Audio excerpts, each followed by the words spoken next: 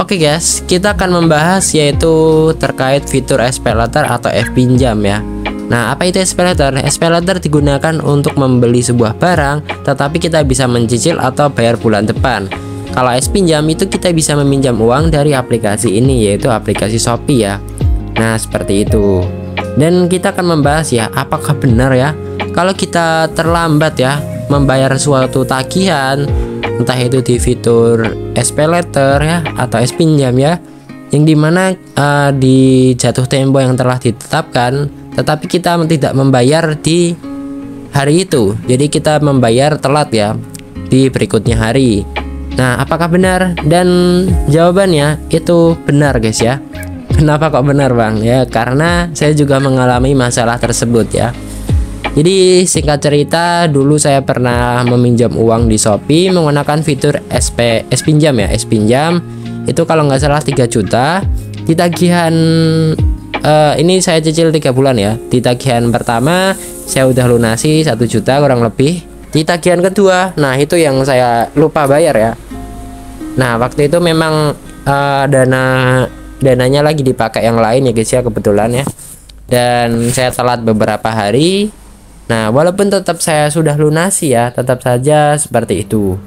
Nah udah saya lunasi nih ya tagihan kedua.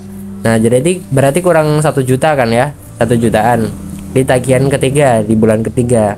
Nah itu juga saya sudah lunasi, tidak telat ya kalau yang ketiga, cuma telat di bulan kedua aja atau di tagihan kedua. Nah setelah itu beberapa hari kemudian, di sini saya tidak mendapatkan notifikasi apapun ya, dan akun SPayLater saya atau Fpinjamnya itu tiba-tiba dinonaktifkan dan muncul keterangan seperti ini ya. Nah ini by SPayLater, Fpinjam itu nggak bisa dipakai ya guys ya. Kalau ShopeePay itu bisa. Nah ini kita nggak bisa tuh ya. Nah walaupun di sini skor kredit saya bagus gitu ya. Kalau di Shopee ini kan di sini ada fitur Shopee Meter ya. Nah ini kita bisa melihat ya seberapa baik ya kepercayaan kita yang dapat diberikan oleh Shopee. Nah ini udah sangat baik gitu ya. Harusnya ya bisa balik gitu ya. Nah hal ini bisa terjadi kenapa bang? Nah kalau menurut pribadi saya, dari pengalaman saya, ini dikarenakan kebijakan internal. Jadi ini kebijakan mungkin dari Shopee ya.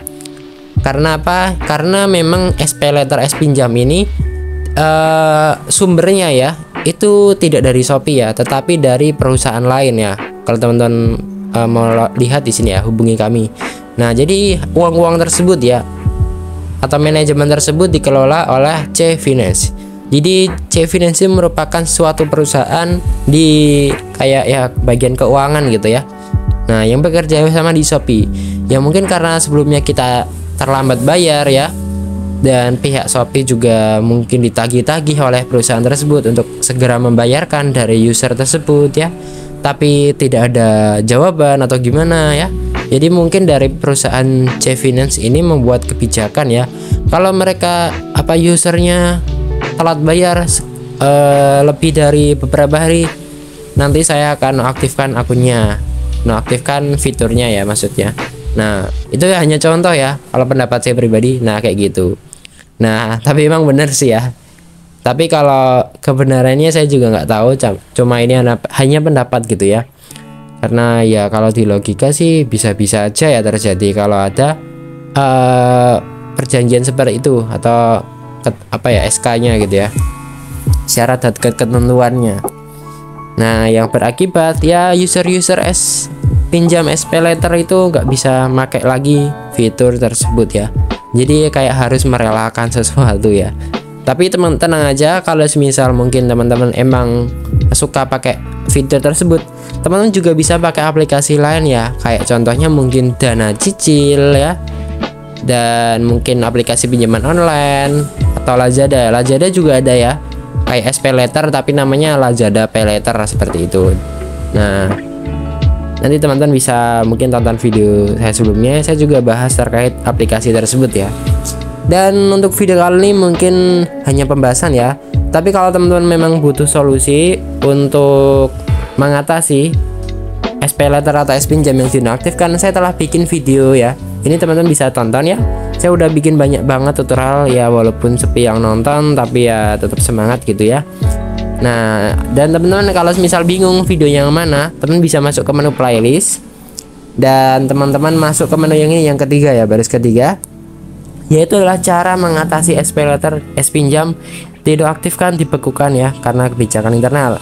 Nah, teman-teman bisa tonton video ini ya, semua tonton aja nggak apa-apa sih ya, kalau memang benar-benar ingin memahami gitu ya. Teman-teman bisa putar nanti di setiap cara, insya Allah caranya beda-beda yang dapat teman-teman coba ya. Nah, nanti kalau misal teman-teman bingung atau ada pertanyaan, bisa komen aja di kolom komentar.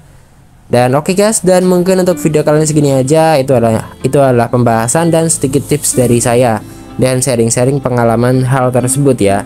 Kenapa sih SPayLater kita itu bisa dinonaktifkan karena terlambat bayar ya? Jawabannya memang bisa ya. Dan untuk video kali ini mungkin segini aja. Jangan lupa untuk klik tombol like, subscribe, dan share video ini ke teman-teman kalian ya. Mohon dukungannya guys, semoga bisa tembus 100.000 subscriber ya. Amin.